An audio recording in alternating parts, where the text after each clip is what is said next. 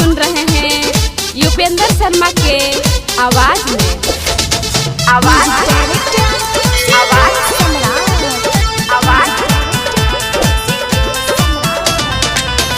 ए जी बथत कलाई तनी धीरे से लगाई, ए जी बथत कलाई तनी धीरे से लगाई। भेट दिही लाली जब भीतरी समाई हो।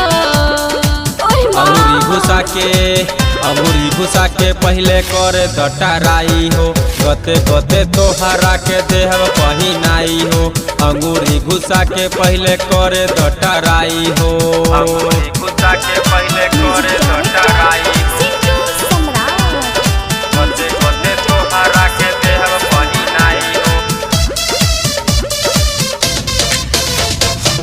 कायद से चूड़ी डाली हा चूड़ी हरबा, छोटे छोटे साइज देखी लगत डरबा।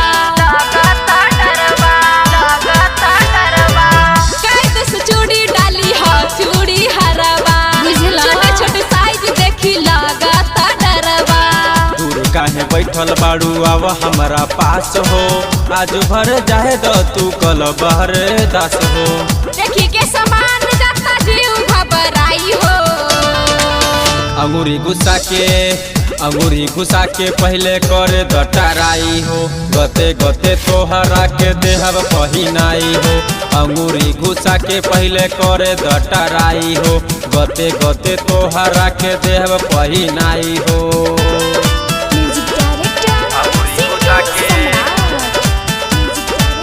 अंगूरी घुसा के पहले करे दटराई हो। मिसा तड़ा हाथ हमर बड़ा एडवांस हो, एक अनिल तू तमारा तड़ा चांस हो। मिसा तड़ा हाथ हमर बड़ा एडवांस हो, एक अनिल तू तमारा तड़ा चांस हो। का देबू पैसा कौड़ी का देबू फीस हो, बदले में दे दो एगो हमरा के किस हो। उपेंद्र बवाली अब तू जाइब पिटाई हो। अंगूरी घुसा के पहले करे दटराई हो, गते गते तोहरा के देव पहिनाई हो।